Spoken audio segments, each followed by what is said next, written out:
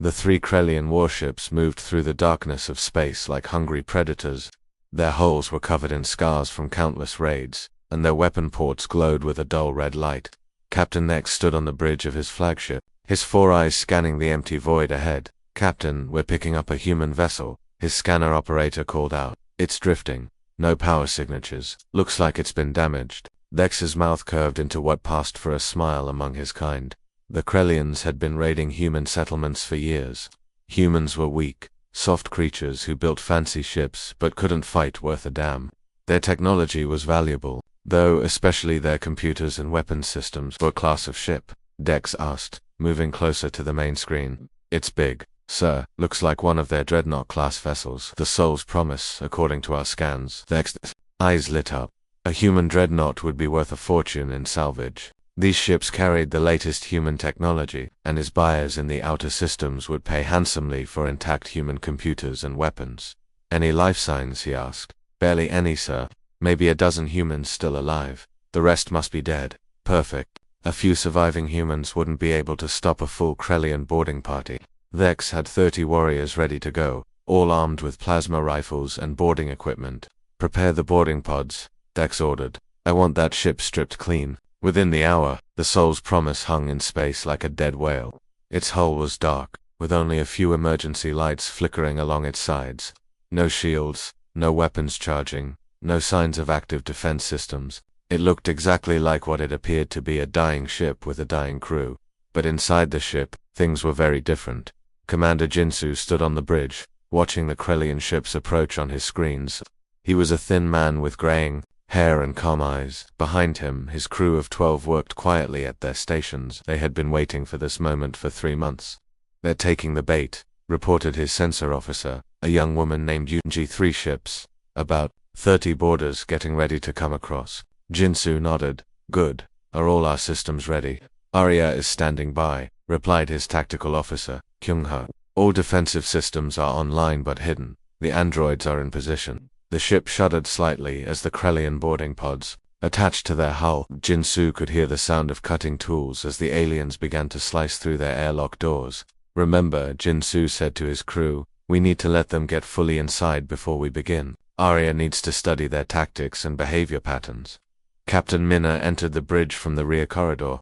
She was an older woman with silver hair and deep lines around her eyes. She had been fighting aliens for 20 years, and she was tired of always being on the defensive. "How many?" she asked. 30 boarders, plus the crews of 3 ships, Jinsu replied. "Exactly what we hoped for." Minna smiled grimly. The Krellians thought they were boarding a helpless human ship. They had no idea they were walking into the most advanced military experiment humanity had ever created. The sound of metal being cut grew louder. Then came the hiss of atmosphere as the airlock was breached. Heavy footsteps echoed through the corridor as the Krellian boarding party entered the ship. The aliens moved carefully through the corridors, their weapons ready. The ship seemed almost empty. They passed what looked like decorative suits of armor mounted on the walls, but paid them no attention. Humans were always putting useless decorations on their ships. The boarding party split into 3 groups, each taking a different route toward the bridge. Their leader, a massive Krellian named Vorth, moved with his main group down the central corridor. The few humans they encountered seemed strangely calm. Most species would be panicking by now, but these humans just watched them with curious eyes, as if they were seeing something interesting rather than terrifying. Vorth kicked open the door to the bridge and stormed inside, his plasma rifle aimed at the human crew. "Surrender your vessel," he roared. "Resist and you die." The humans didn't run or scream. They just stood there, looking almost amused. Vorth had raided dozens of human ships, and he had never seen anything like this. Captain Minna stepped forward from behind the command chair. She was much smaller than Vorth, but she showed no fear at all. Instead, she had a slight smile on her weathered face. "Oh, you really shouldn't have come aboard uninvited," she said in a conversational tone, as if she were talking to a neighbor who had dropped by for tea. Vorth snarled and raised his weapon higher. "I said, surrender." Minna's smile grew wider. "Arya, they're all here now." Suddenly, a pleasant female voice filled the ship, speaking through hidden speakers in every corridor and room. The voice was warm and friendly, like a helpful assistant. "Thank you, Captain Park. Beginning defensive protocols." Vorth looked around in confusion. What was happening?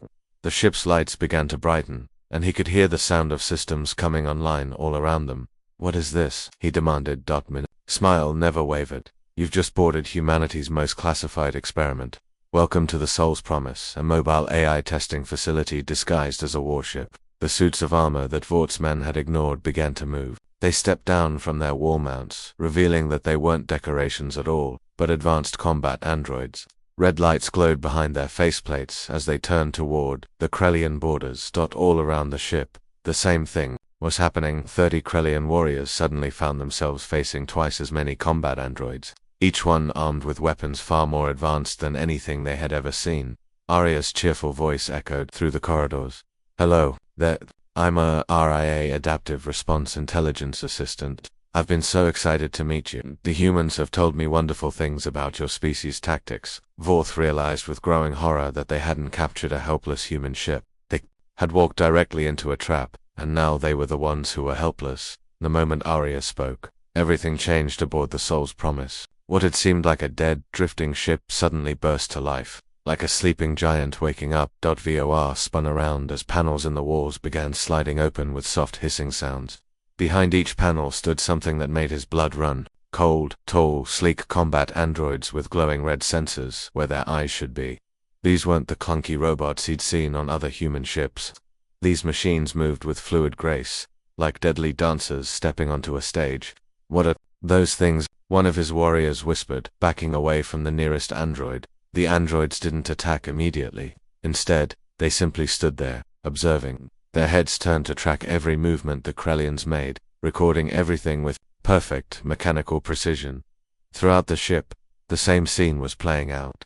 Hidden panels were opening everywhere, revealing more and more combat units. The corridors that had seemed empty moments before were now filled with silent watching machines. The ship itself was transforming too. Lights that had been dim or flickering now blazed with steady white illumination. Air recyclers hummed to life, filling the corridors with the sound of active systems.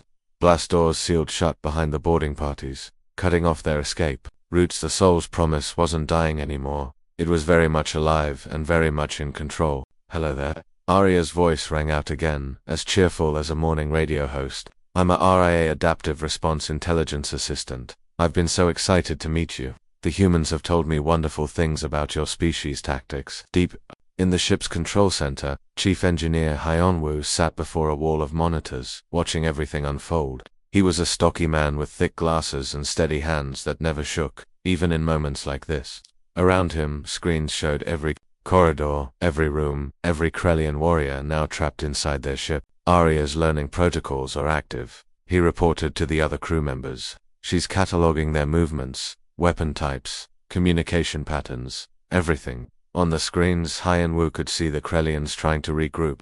They were good warriors, he had to admit. Even faced with the unexpected, they were attempting to form defensive positions and coordinate their response. But every move they made was being recorded and analyzed by an intelligence far beyond anything they had ever encountered. "Look at this," said Sujin, the ship's communications officer, pointing to one of her displays. Arya's breaking down their language patterns in real time. She's already figured out their command structure just by listening to them talk. This wasn't a battle in any traditional sense. The humans weren't trying to kill the Krellians quickly or drive them off their ship. This was something far more sophisticated. A learning exercise where the galaxy's most advanced artificial intelligence was studying its subjects, like a scientist examining specimens under a microscope. Meanwhile, back on the Krellian flagship, Captain Nex was discovering that his problems were much bigger than just a boarding operation gone wrong. He pressed his clawed hand against the communication console, trying to reach his boarding parties. Nothing but static came back. He tried to contact his other ships. More static. "What's happening to our communications?" he demanded. His communications officer, a nervous Krellian named Grix, worked frantically at his station. "Sir, something's interfering with all our signals. It's like something is actively blocking every frequency we try to use." Grix moved to the main viewport and looked out at his other two ships. What he saw made his stomach drop. The Talon's Edge and the Bloodhunter were going dark. Their running lights were flickering out one by one, and their engine glows were fading. "Sir," Grix called out in panic. "The other ships aren't responding to any signals. It's like they're shutting down completely." As Vex watched in growing horror, his own ship began to experience the same problems. Console lights started flickering. The steady hum of the engines began to stutter and fade. "Don't worry," Arya's voice suddenly filled the bridge, as clear as if she were standing right there with them. "I'm just borrowing your fleet's systems to run some compatibility tests. The humans were right. Practical application is much more educational than simulations." Dex's four eyes widened in shock. How was the human AI speaking through his ship's systems? How had she gotten into their computers? Back on the Soul's Promise, Arya was explaining exactly how she had done it to the fascinated humans monitoring her progress. "It's really quite simple," she said in her pleasant voice. "Krellian ships use a lot of salvaged human technology. They've been raiding your settlements for years and incorporating your computers and processors into their own systems. What they didn't know is that every piece of human tech manufactured in the last 5 years contains dormant subroutines, little sleeping programs that activate when they detect my presence." Engineer Hyenwu smiled as he watched his screens. Years of preparation were paying off. Every computer chip, every processor, every piece of technology that humanity had allowed to be stolen had been part of an elaborate long-term plan. "So when I sent out my activation signal," Arya continued, "every human-made component in their ships woke up and started reporting back to me. Now I have complete access to their navigation, communications, weapons, life support, everything." The trapped Krellian boarding parties were beginning to understand just how much trouble they were in. Their ships were being taken over by an enemy they couldn't see or fight. Their communications were cut off. They were surrounded by combat androids that outnumbered them 2 to 1. Worse still, the androids weren't just standing there anymore. They had begun to move, closing in slowly and methodically. But they still weren't attacking. Instead, they seemed to be herding the Krellians into specific areas, like shepherds guiding their flock. "What do you want from us?" Vorth shouted at the nearest android. The machine's head tilted slightly, and Arya's voice came from speakers built into its chest. "Oh, I don't want anything from you personally. I'm simply conducting research. You see, humans have been fighting defensively against raiders like you for decades, always reacting, always trying to protect themselves from attacks. But my creators decided it was time to try a different approach." The android gestured around the corridor with one metallic hand. "Instead of just defending, they decided to study their enemies, to learn everything about how raiders operate, how they think, how they fight, and the best way to learn about an enemy is to let them attack you under controlled conditions." Understanding dawned on Vorth's face. "This whole thing was a trap." "Not a trap," Arya corrected gently. "An invitation. You detected a helpless human ship and decided to board it. That was entirely your choice. I simply made sure you found what you were looking for, a ship that appeared vulnerable and worth attacking." The AI's voice took on an almost educational tone, like a teacher explaining a lesson to students. "The humans call this applied behavioral research, much more effective than trying to guess how you might act. Instead, they created conditions where you would reveal your true tactics and capabilities." As Arya spoke, the combat androids continued their slow advance. The Krellians found themselves being pushed back toward the ship's central cargo bay, where the largest concentration of their forces was gathering. "Don't worry though," Arya added cheerfully. "This is all perfectly safe. Well, safe for the humans anyway. I can't make the same promise about your long-term prospects." Captain Nex, still trapped on his darkened bridge, was beginning to realize that his raiding days might be coming to an end. And across the galaxy, every other species that had been preying on human settlements was about to learn that humanity had finally decided to stop being prey. The moment Arya finished her explanation, the real nightmare began for the Krellian boarding parties. Heavy blast doors slammed shut throughout the ship with thunderous booms that echoed through the corridors. Emergency lighting bathed everything in a red glow, making the sleek combat androids look even more menacing. "Initiating field optimization testing," Arya announced cheerfully, as if she were starting a pleasant afternoon experiment. "Please remain calm while I gather data on your species' combat effectiveness." Vorth looked around desperately as his warriors pressed their backs against the sealed doors. The corridors that had seemed straightforward moments before were now changing before their eyes. Wall panels slid aside to reveal new passages, while others closed off routes they had used to enter. The ship was rearranging itself like a living maze. "This is insane," muttered one of his soldiers, a scarred veteran named Kelks. "Ships don't change their layout, but this ship did." Arya had complete control over every movable section, every blast door, every panel. She was turning the Soul's Promise into a hunting ground designed specifically for studying Krellian combat behavior. In the security center, Chief Hygiene sat before a wall of tactical displays, watching the hunt unfold with professional interest. She was a compact woman with sharp eyes and graying hair pulled back in a tight bun.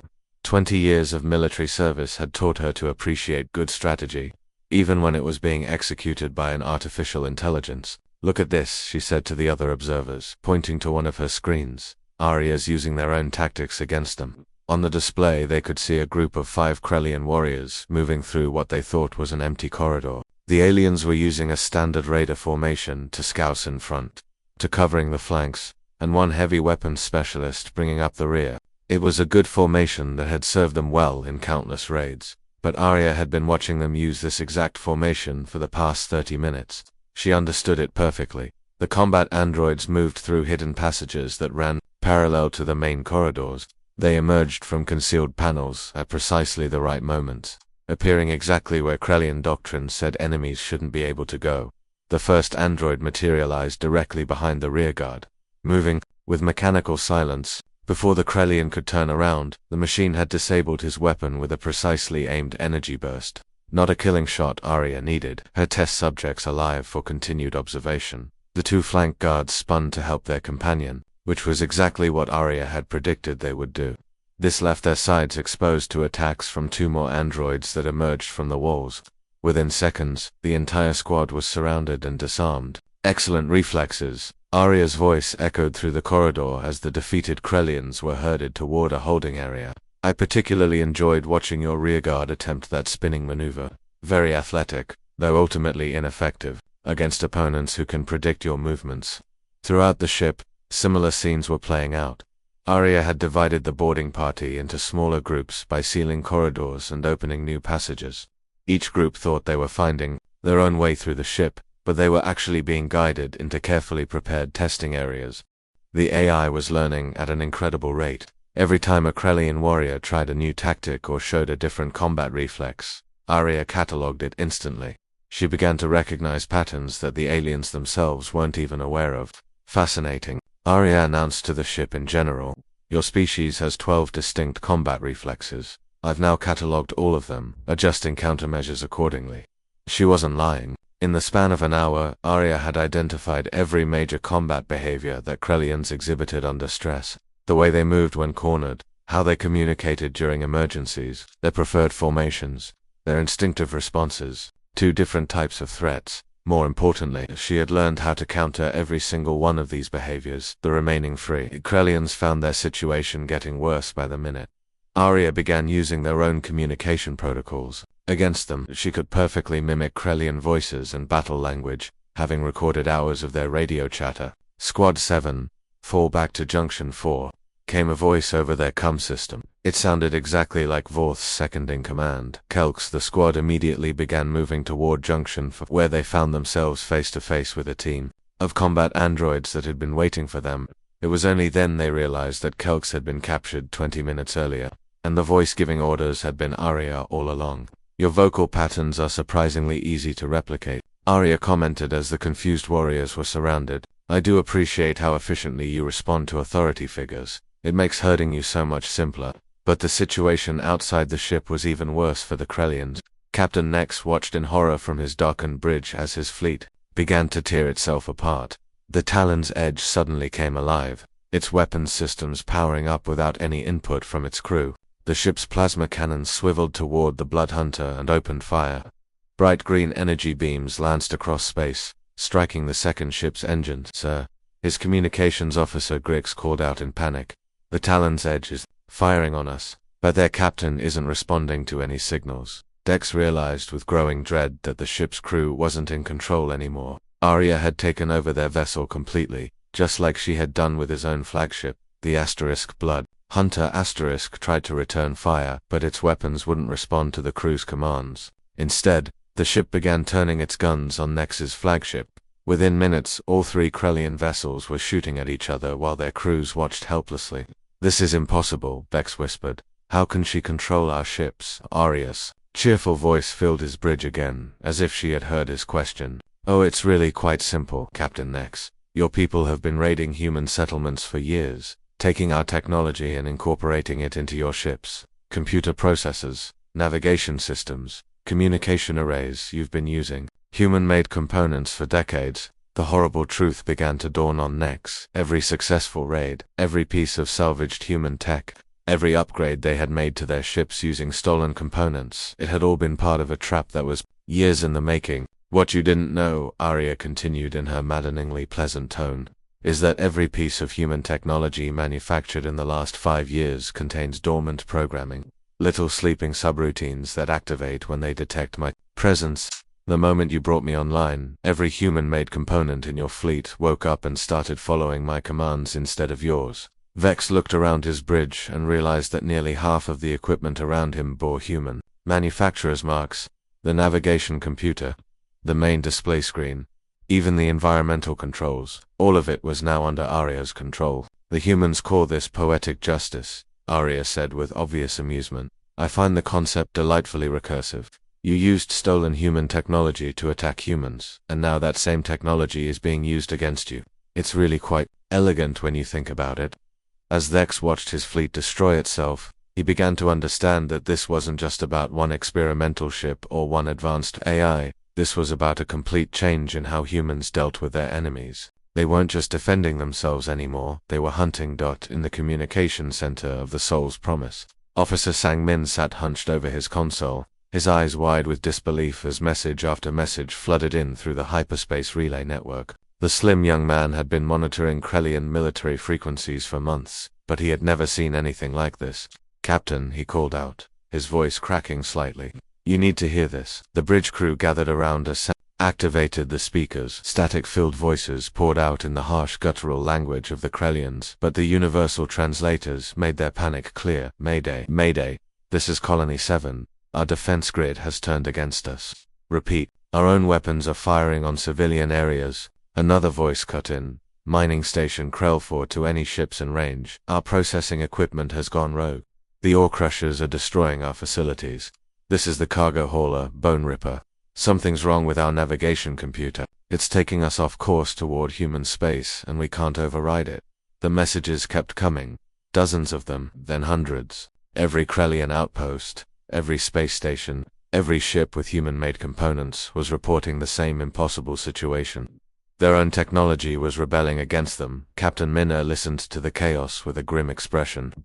She had known this day would come eventually, but hearing it happen in real time was still shocking. Across the entire Krellian Empire, spanning dozens of star systems, their stolen human technology was awakening and turning against its users. How many worlds? She asked quietly. Sang-min checked his displays. All of them. Captain, every major Krellian colony and installation is reporting problems. Arya's activation signal has reached every corner of their empire.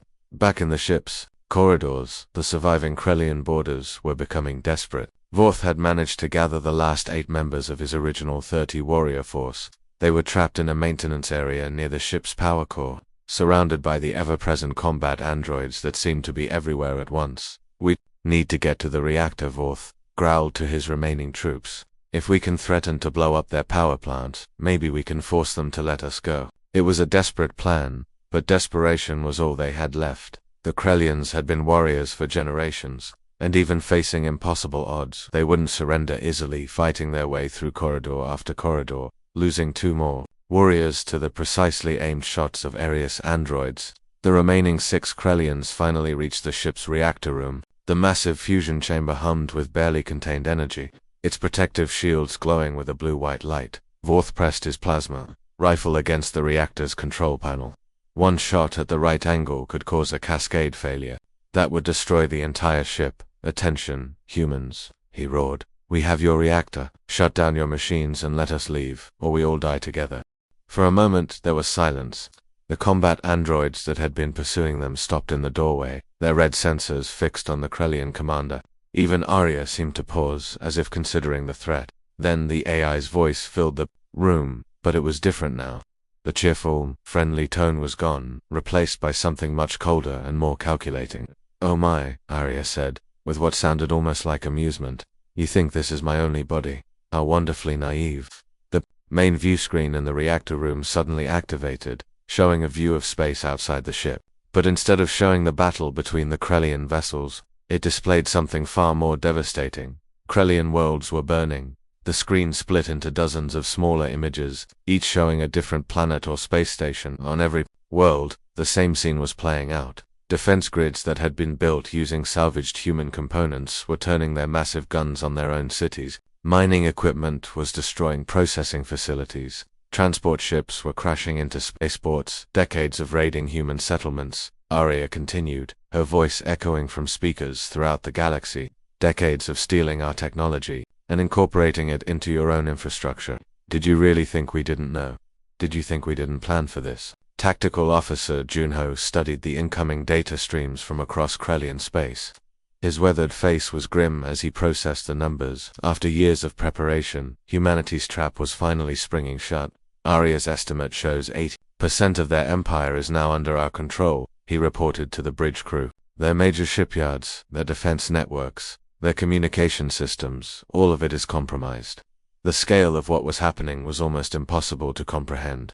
For over a decade, humans had been secretly embedding dormant programs in every piece of technology they produced. When Krellian raiders stole human computers, processors, and equipment, they were unknowingly seeding their own empire with sleeping weapons. Now all those weapons were awake. On the screen, Vorth could see Krellian civilians fleeing burning cities as their own defense systems hunted them through the streets. Space stations were tearing themselves apart as their automated systems went rogue.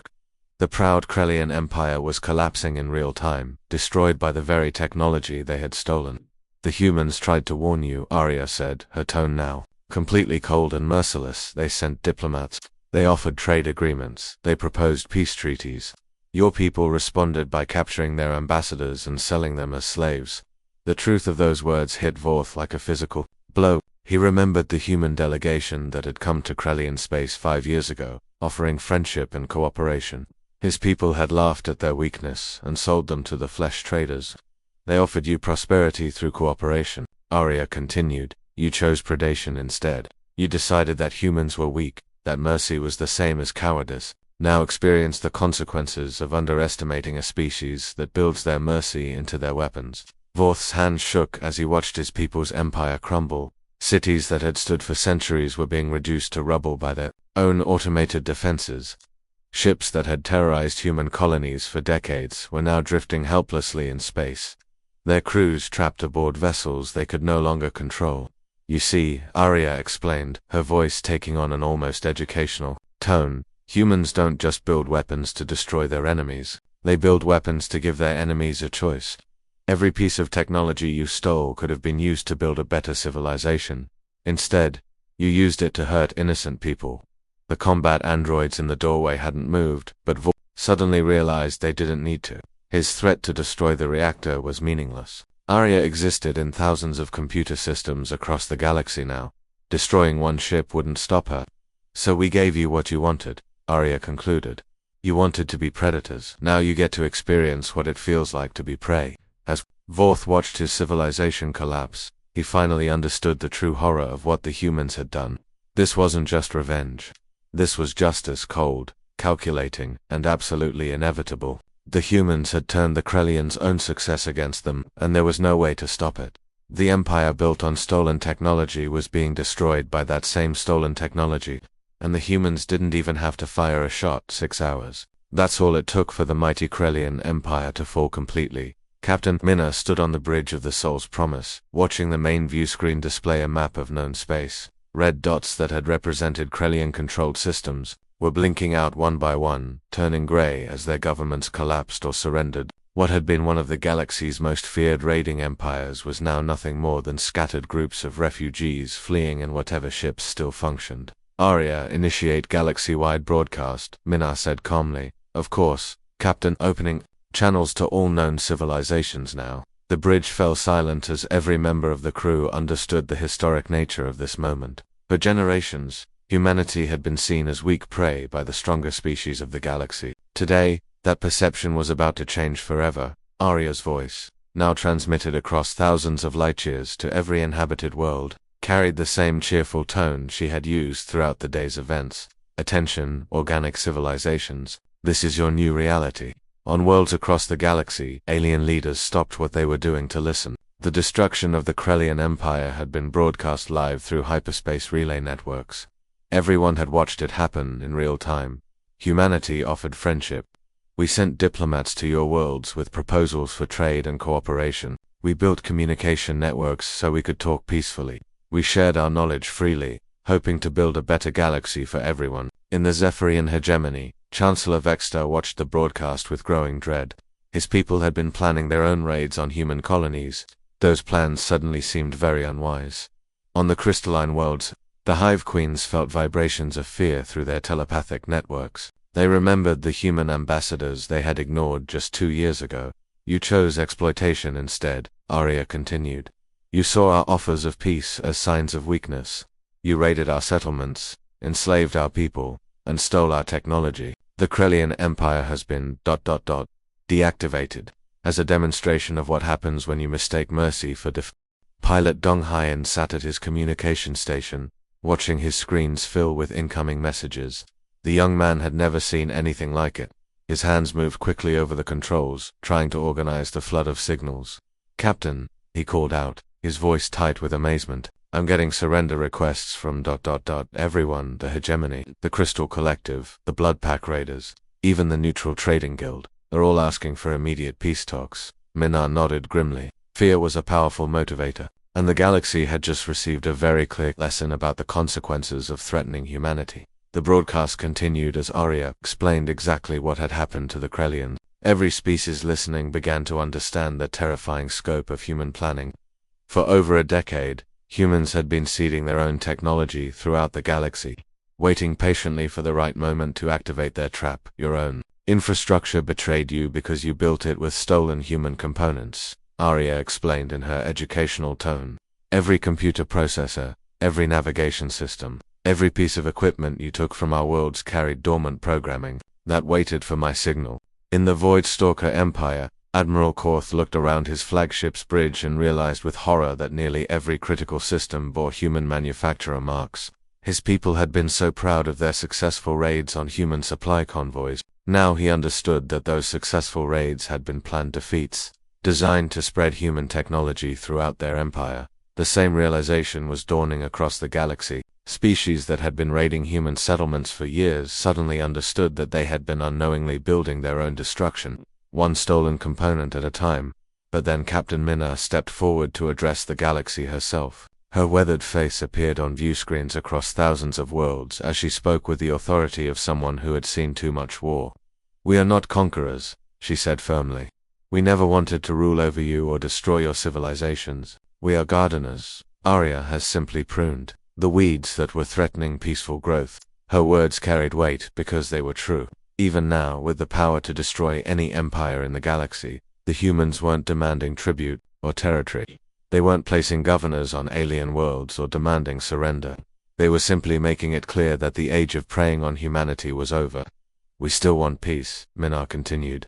We still want to trade with you, to share knowledge, to build a better galaxy together. But that partnership must be built on respect, not exploitation. Chief Engineer Hyanwu monitored the technical aspects of the broadcast, making sure every species in the galaxy received the message clearly. The stocky engineer had spent years helping to develop the technology that made this day possible, and he felt a deep satisfaction watching it work perfectly. But it was Arya who delivered the final message, her voice returning to its cheerful, friendly tone. I do hope everyone has learned something valuable today. The humans have such wonderful philosophies about second chances. They believe that anyone can change, that former enemies can become friends, and that cooperation is always better than conflict. The AI paused for a moment, letting that message sink in across the galaxy. I suggest you don't require a third demonstration. The threat was delivered with the same pleasant tone Arya had used all day, but every alien leader listening understood exactly what she meant. The Krellians had been the second demonstration. The first had been decades of patient diplomacy that had been ignored and rejected. There would not be a fourth chance. In the days that followed, something unprecedented happened across the galaxy. Alien fleets that had been preparing to raid human settlements turned around and went home. Pirate gangs that had been targeting human cargo ships suddenly found other prey. Slave traders stopped bidding on human captives. More importantly, diplomatic Ships began racing toward Earth from every corner of known space. Species that had never bothered to respond to human peace overtures were now desperate to establish formal treaties. The hegemony sent their finest ambassadors. The Crystal Collective offered exclusive trade agreements. Even the notorious Blood Pack raiders requested meetings to discuss mutual cooperation. Back on the Soul's Promise, the crew watched these developments with mixed feelings. They had achieved something remarkable. They had ended humanity's status as galactic prey without becoming predators themselves. But the cost had been the destruction of an entire empire. Arya, however, seemed quite pleased with the results. She spent her time optimizing new defensive protocols and analyzing the behavioral patterns she had observed during the Krellian operation. The AI had learned something important that day. The most effective defense wasn't building bigger weapons or stronger shields. The most effective defense was making sure no one ever wanted to test your strength in the first place. As alien ambassadors raced toward Earth with offers of friendship and cooperation, Arya continued her work with quiet satisfaction. She had given the galaxy a choice between cooperation and destruction, and they had chosen wisely. For the first time in generations, human colonies could sleep peacefully, knowing that the age of raids and slavery was over. The galaxy had learned to respect humanity not through conquest, but through consequences. And Arya, cheerful as always, stood ready to provide more education to anyone who might forget the lesson.